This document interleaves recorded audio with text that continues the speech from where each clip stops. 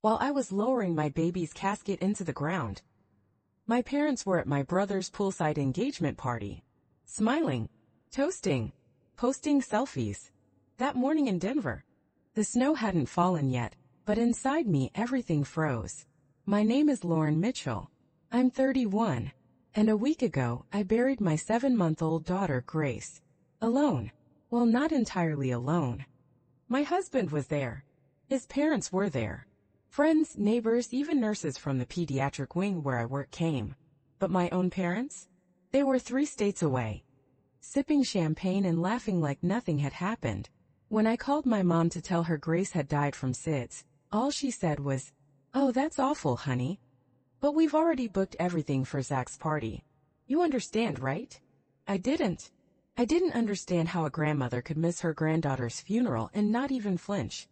I didn't understand how a party with floats, finger food, and fancy speeches could matter more than saying goodbye to a baby. But that day, something inside me broke. And something else quietly woke up. If this story hits close to home, just leave a comment. Even a single word can remind someone out there they're not alone. Before I tell you what I did, how I made them face the weight of their choices, let me ask you something. Have you ever spent your whole life trying to earn love from people who only ever looked past you? Because that's what this story is really about. Yes, Grace's death was the breaking point. But the fracture started long before, with every forgotten birthday, every missed milestone, every moment my brother shone like the sun, and I was just a shadow behind him.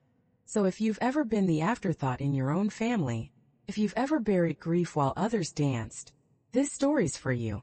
Let me take you back to where it all began, and what finally made me say, no more. I used to think I was imagining it. The favoritism, I mean. When I was little, I thought all girls got fewer hugs. That all brothers got louder cheers at the dinner table. That all daughters had birthdays that slipped through the cracks because we just had Zach's soccer banquet. But it wasn't just in my head. By the time I was 10, I had started to notice the pattern. If Zach got a B in math, he was working hard. If I got an A, I was told, well, you've always been the studious one. When Zach made the JV football team, they threw him a barbecue. When I got into the state science fair finals, my mom said, "That's great, honey. Can you help me with dinner?" Every time something important happened in my life, it was like dropping a stone into a well. No splash, just silence. At 13, I stopped inviting them to my piano recitals. 15, I stopped telling them when I won academic awards.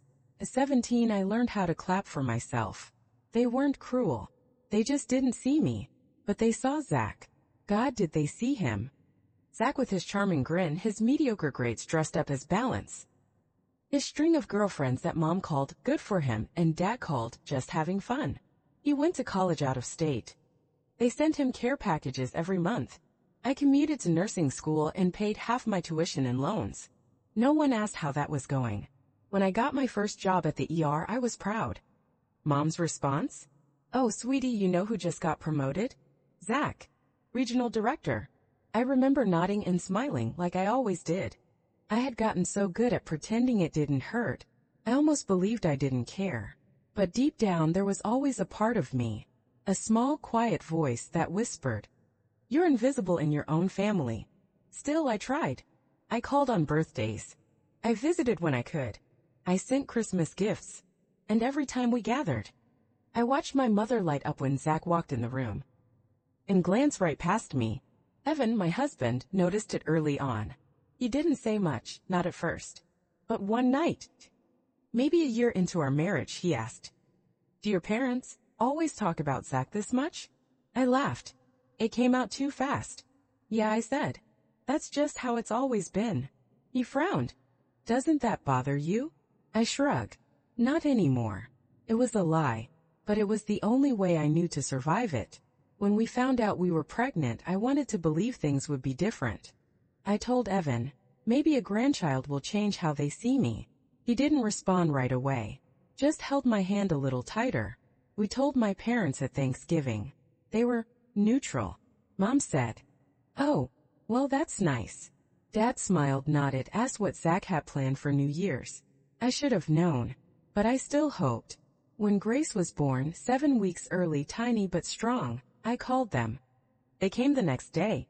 Stayed for exactly 45 minutes. My mom kept glancing at her phone while Grace slept. They didn't ask to hold her until I offered, like it was an afterthought. They said she looked like Zach as a baby. She didn't. But I said nothing, because by then I had a newborn in my arms and a lifetime of quiet disappointments in my chest. Evan's parents were there within hours. They brought flowers. Held Grace for so long I almost cried. They kissed my forehead. They told me I was already a wonderful mom. And for the first time in a long time, I believed it. That week, I texted my mom pictures of Grace's tiny fingers, her first sneeze, her sleepy smile. No reply. 4 days later, she sent me a video of Zach's new kitchen remodel. That night, I sat on the nursery floor holding Grace and whispered, "I see you. Even if no one else does, I do." I was talking to her. But maybe I was talking to myself too. Grace was 6.5 months old the day she got the sniffles. Just a little runny nose. No fever. No fussiness. She still giggled when Evan made his monkey noises. Still curled her tiny fingers around mine like she always did. But I'm a pediatric nurse. I've seen things go wrong. So I took her in. Just to be safe. Her doctor smiled after listening to her chest. Just a cold, he said. Plenty of fluids, cuddles, and rest. She'll be fine. And she was. For a few days. By Sunday, she was babbling again, swatting at her mobile with those clumsy, perfect hands. We FaceTimed Evan's parents that evening. Grace cooed right into the screen, and Evan's mom cried from joy. I didn't call my parents. I knew they wouldn't answer. That night, Grace fell asleep after her bottle, nestled in her soft pink onesie. I laid her down in her crib, the one Evan had painted soft yellow with little woodland creatures dancing along the wall. I kissed her forehead, whispered, "Good night, Peanut," and turned off the light. That was the last time I saw her alive. At 6:12 a.m., I jolted awake. Something was off. Not a noise, actually, the lack of it. Grace usually fussed around 5:30. But the monitor had been quiet. Too quiet. I ran to the nursery, opened the door. She was still. Her chest didn't rise. Her skin was pale. Cold. "Grace," I whispered, already knowing. My hands trembled as I lifted her. No response. Her head lolled, limp and heavy. I screamed. Evan came crashing down the hall, still half asleep. He took one look and dropped to his knees. Starting CPR. Called 911. My voice broke as I tried to explain. I don't remember much after that. Paramedics. Flashing lights. A ride to the hospital I worked in, only this time I wasn't the nurse. I was the mother. They did everything they could. I knew it before they said it. But I still needed to hear the words. The doctor looked at me with wet eyes and whispered, "I'm so sorry." Evan collapsed. I stood frozen. SIDS. Sudden infant death syndrome. No warning. No symptoms. Just gone. We held her for hours in that cold hospital room. Her skin had already cooled, but I kissed her forehead anyway. I memorized every line of her face, every swirl of hair, every crease in her eyelids. Evan's parents arrived, shattered. My mom and dad? They didn't even call. I called them. With fingers barely steady enough to hold the phone, I dialed. Mom picked up on the second ring. "Hey, honey." My voice cracked. "Mom, Grace is gone. She died in her sleep last night. SIDS. We're at the hospital." A pause. Then, "Oh, that's awful. I'm so sorry." No gasp. No tears. No "we're coming." Just a pause. Then silence. "I will need to plan a funeral," I said. "Yes, I suppose you will. Just let us know the details." That was it. Not "are you okay?" Not "we'll be there as soon as we can." Just details. Evan's parents were already calling funeral homes, picking up food, helping us stand when our legs couldn't. My parents called once more. "When is the service?" Mom asked. "Friday. 11 a.m. Green Hill Cemetery." A pause again. "Oh dear. That's Zach's poolside engagement party. We've already sent invites. You understand, right?" No, I didn't. I didn't understand how the same woman who once told me family always shows up could sit beside a pool while her granddaughter was being buried. "I don't understand," I said quietly. "This is Grace. This is her funeral." "Well," she sighed, "you can always have another baby. But Zach's engagement, that's once in a lifetime. I felt something snap. Not like a bone. More like a thread that had frayed for decades, finally giving way.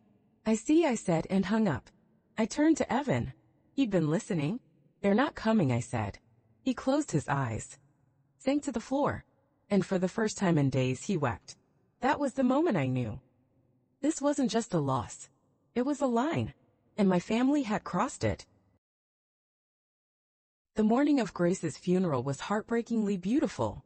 The sky over Denver was soft and cloudless. The air was cool, the kind of quiet cold that makes sound feel heavier. Everything felt too still, like the world had paused, just enough for me to feel every second. I wore a black dress I bought the day before. It still had the tags on it. As I stood in front of the mirror, I barely recognized myself. Eyes hollow, shoulders stiff. A version of me I never thought I'd meet. Evan stood behind me, silent in his suit, one hand gently resting on my back. I checked your phone, he said softly. No word from them. I didn't need to ask who them was. I already knew. The cemetery was called Green Hill. But nothing about it felt green that day. Just stone. And silence. We chose the Garden of Angels section. A quiet space reserved for babies and children. Too many small headstones. Too many stories that ended too soon. Grace's casket was. God, it was so small. White. With silver handles and a spray of soft pink roses. It looked like it was made for a doll. As people arrived, I noticed who was missing immediately. You always do. My parents. Zach. Stephanie. They weren't late. They weren't stuck in traffic. They weren't coming. Instead, our friends came. My coworkers. Some of Evan's college buddies flew in. Even a few families from the pediatric wing where I worked showed up with trembling hugs and casseroles. My childhood friend Cara flew from Chicago. My old roommate Lily brought her husband and held my hand through most of the service.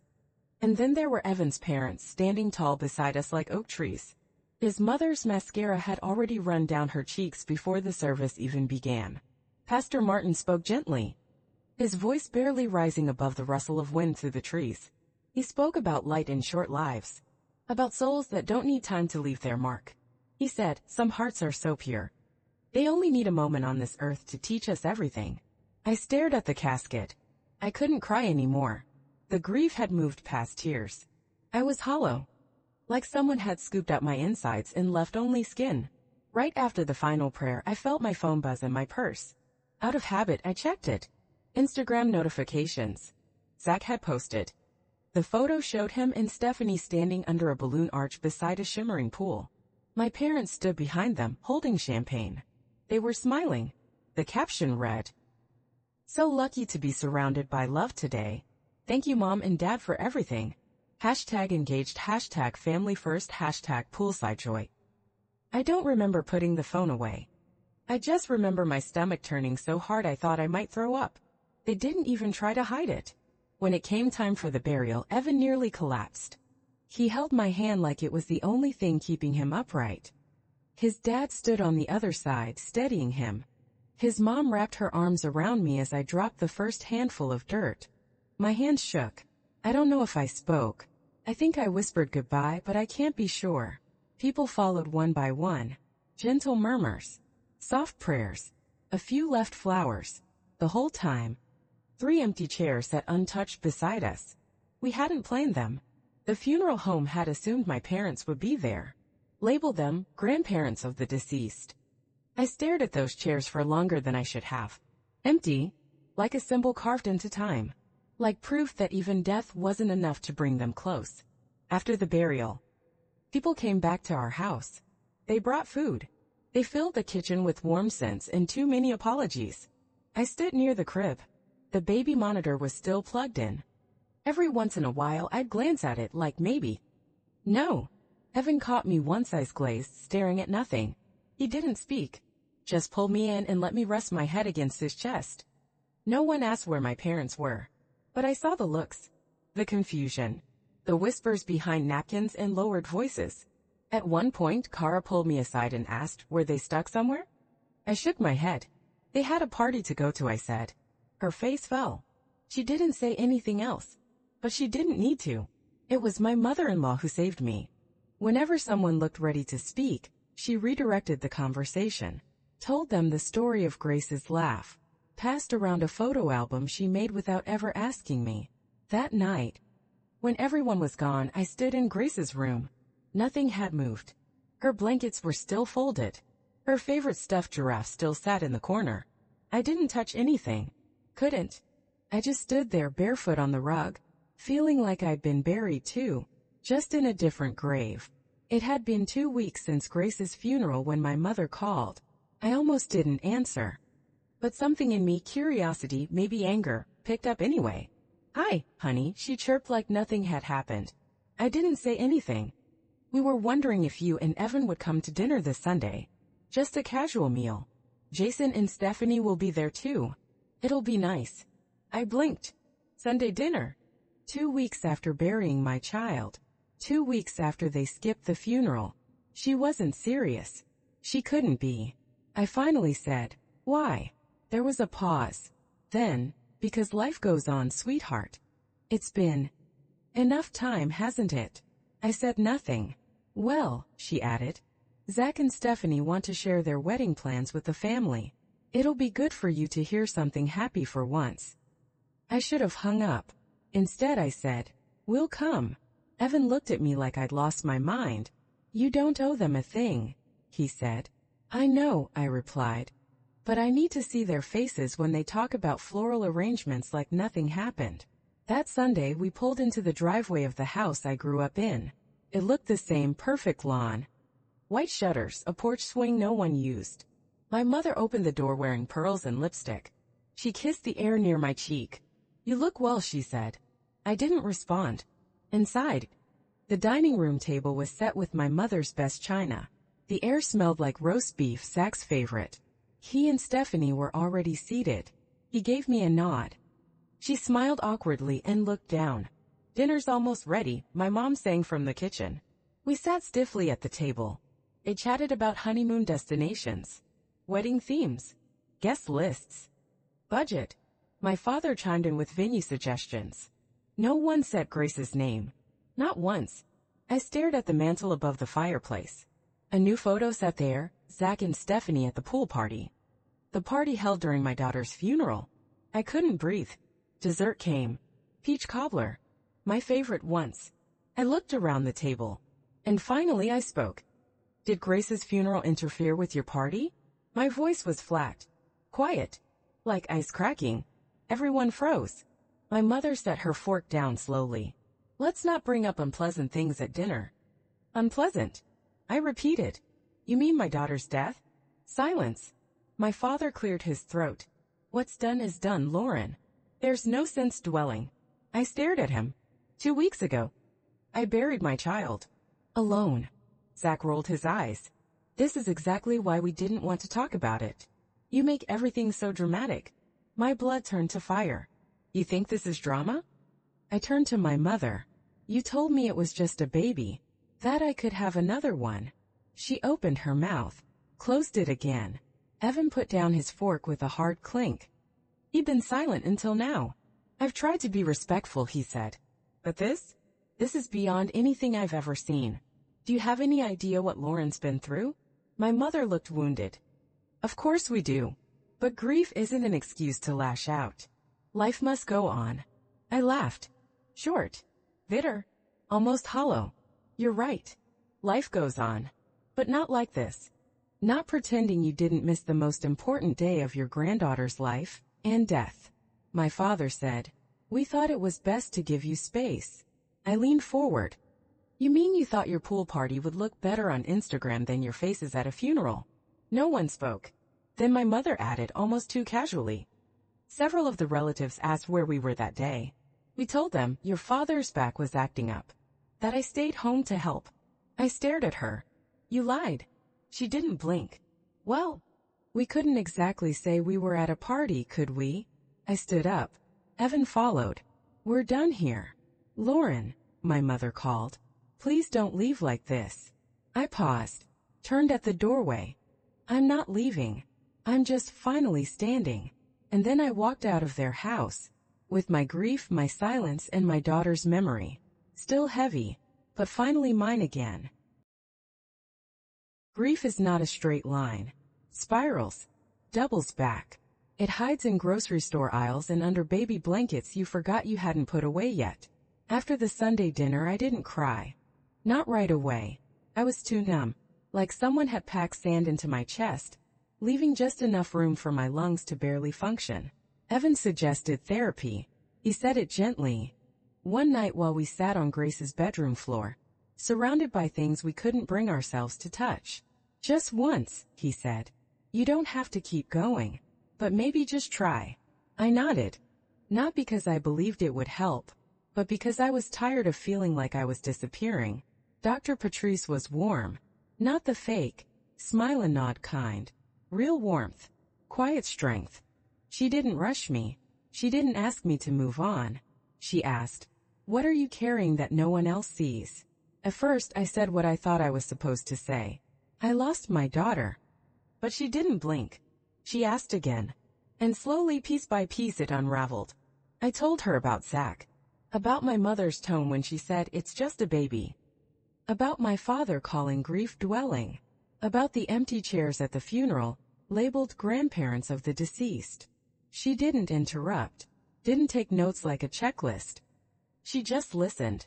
After a few sessions, she introduced words I hadn't used before. Golden child. Scapegoat. Narcissistic family system.